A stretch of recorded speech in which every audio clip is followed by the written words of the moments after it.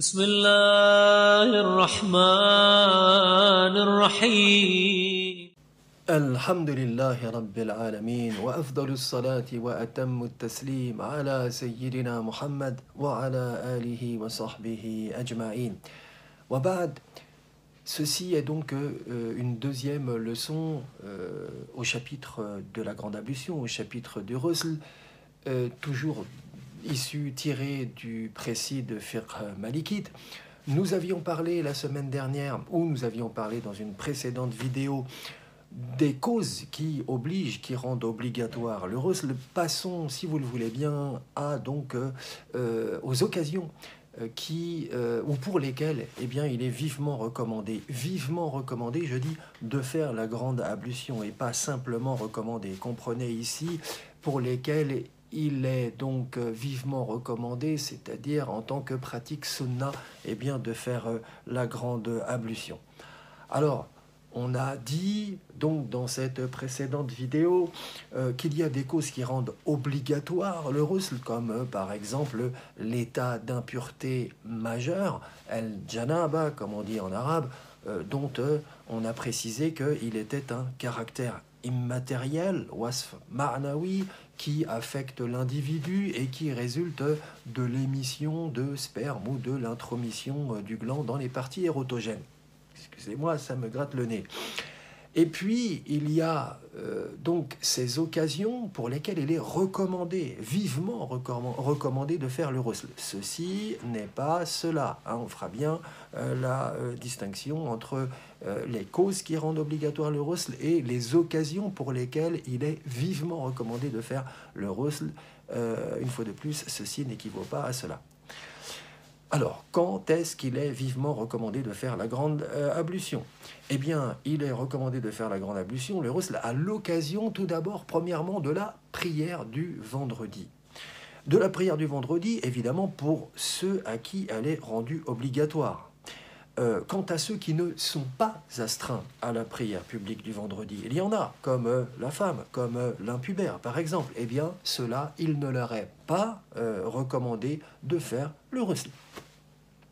Maintenant, quel est le fondement légal du caractère vivement recommandé du ghusl le jour du vendredi pour la prière du vendredi? Eh bien, on trouve le fondement de cela dans la sunna, au travers des propos du prophète sallallahu alayhi wa sallam, إِذَا جَاءَ أَحَدُكُمُ الْجُمُعَةِ فَلْيَغْتَسِلْ, que celui d'entre vous qui désire se rendre à la prière publique du vendredi fasse la grande ablution. Ce hadith est rapporté par Al-Bukhari et Muslim d'après Abdullah ibn Umar. Maintenant, quand est-ce qu'il est permis de faire le ghusl? À partir de quel moment est-il permis de faire le ghusl? Le jour du vendredi. Sachant que le jour du vendredi commence avec le coucher du soleil du jour précédent, donc du jeudi soir. Eh bien, sachez-le mes frères, il est permis de faire le ghusl à partir du lever de l'aube du jour du vendredi. J'ai dit le lever de l'aube, je n'ai pas dit le lever du soleil, on s'est bien compris. À condition, mes frères malikites, à condition, mes frères et sœurs malikites, que le ghusl soit accompagné d'un départ immédiat en direction de la mosquée. Voilà une condition supplémentaire à laquelle il faut faire attention. Tout cela, évidemment, selon l'avis mash'hur émis dans l'école malikite. Ce qui veut dire en clair que si le fidèle fait le ghusl avant le lever de l'aube, ou s'il ne se dirige pas vers la mosquée immédiatement après avoir fait son ghusl, eh bien, ce fidèle ne se sera pas acquitté de la sunna, et alors il convient qu'il refasse son ghusl une nouvelle fois, juste avant de se rendre à la mosquée. Alors certes, peut-être d'aucuns parmi vous me diront, oui, mais Ibn Wahb a dit que si le fidèle fait le ghusl après le lever de l'aube, c'est valable et suffisant, même s'il n'est pas accompagné d'un départ immédiat à la mosquée. Oui, je vous dirais exact, on trouve cet avis, mais il est infirmé, cet avis, par ce que dit l'imam Malik, donc le maître d'Ibn Wahb, dans son Muwatta, comme quoi celui-ci donc a dit: celui qui fait le jour du vendredi en début de journée avec l'intention de faire la prière en commun verra, quoi qu'il en soit, son ghusl invalidé, tant que celui-ci ne sera pas accompagné d'un départ, et comprenez ici, d'un départ immédiat en direction de la mosquée. Car, nous dit l'imam Malik, l'envoyé de Dieu sallallahu alayhi wa sallam a dit dans le hadith rapporté d'Ibn Omar, ou rapporté par Ibn Omar, que celui d'entre vous qui désire se rendre à la prière du vendredi fasse la grande ablution. On voit que l'imam Malik comprend ici Iza ja'a ahadukumul jum'a falyagtasil.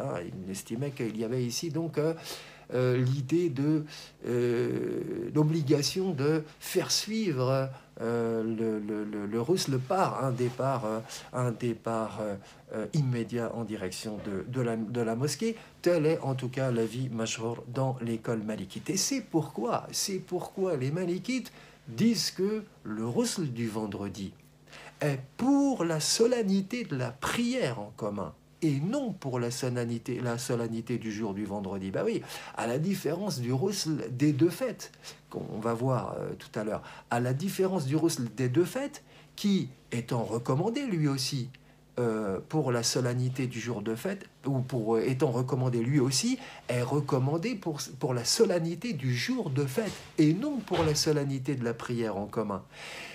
Et donc, le ghusl des deux fêtes étant recommandé pour la solennité du jour de fête et non pour la solennité de la prière en commun, ben lui ne requiert pas d'être accompagné d'un départ immédiat en direction de l'oratoire de prière. Ah, voilà, elle est là la différence. On va voir ça de toute façon dans un instant. Autre remarque qu'il est bon de faire ici, c'est que au fond, les modalités du ghusl pour la prière du vendredi sont exactement les mêmes modalités que celles du ghusl pour lever l'état d'impureté majeure. Je veux parler ici d'al-janaba. On en a terminé donc avec le ghusl pour la prière du vendredi. Passons maintenant à une autre occasion pour laquelle il est vivement recommandé de faire le ghusl. Je veux parler de la fête de la rupture du jeûne et de la fête des sacrifices, ou encore du Eid al-Fitr, qui correspond donc au premier jour du mois de Shawwal, et du Eid al-Adha, qui correspond au 10e jour du mois de Dhul Hijjah. Alors, on a un élément tiré de la sunna, un fondement légal qui montre que bel et bien cette pratique est motivée en religion. Dans la sunna, l'envoyé de Dieu sallallahu alayhi wa sallam, apprend-on donc dans ce hadith, avait coutume de faire le ghusl les jours de la rupture du jeûne et des sacrifices. Ce hadith est rapporté notamment par Ibn Majah d'après Ibn Abbas. Oui, mais voilà, problème, ce hadith fait l'objet de critiques de la part des traditionnistes, et donc il est préférable de se référer ici à une autre tradition rapportée cette fois-ci dans le Muwatta, comme quoi Nafi' rapporte que Abdullah ibn Omar faisait le ghusl le jour de la rupture du jeûne avant de se rendre au Musalla. Alors certes, cette tradition ne remonte, on va appeler ça un khabar si vous le voulez, ne remonte pas jusqu'au prophète sallallahu alayhi wa sallam, n'empêche elle est plus sûre que la tradition précédente, qui elle remonte jusqu'au prophète sallallahu alayhi wa sallam, mais qui dans sa chaîne de transmetteurs pose problème.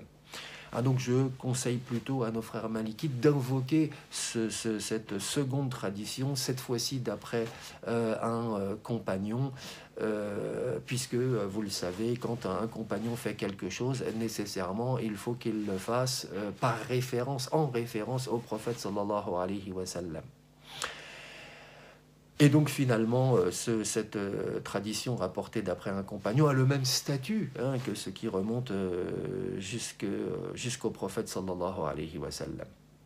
Bref, ceci relève des usul al-hadith et ne nous concerne pas directement. Revenons à l'objet de notre discussion. Il est permis aux fidèles de faire cette grande ablution, donc des deux fêtes, à partir de quel moment? Eh bien, à partir, mes frères, de la 6e et dernière partie de la nuit qui précède les 2 jours de la rupture du jeûne et des sacrifices.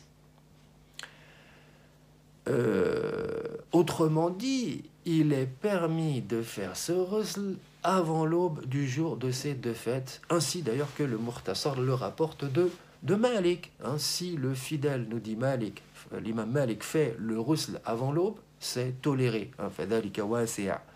Cependant, il est recommandé que le fidèle la fasse à partir du lever de l'aube. Oui, attention, permission ne veut pas dire recommandation. Une chose peut très bien être permise sans forcément être recommandée. Donc je le répète, il est permis au fidèle de faire cette grande ablution avant l'aube, mais il est préférable, il est recommandé de la faire plutôt à partir du lever de l'aube.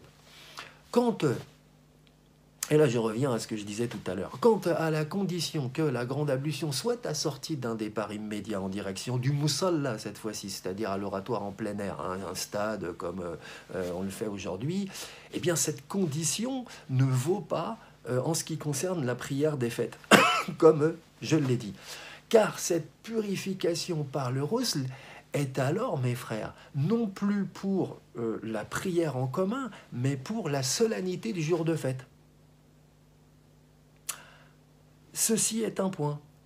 Autre remarque, il est demandé par la loi révélée, il est demandé par la loi musulmane à l'enfant en âge de discerner le bien du mal, si vous voulez, de faire cette grande ablution, de faire ce ghusl, même s'il n'est pas encore responsable légalement et même s'il ne veut pas prier.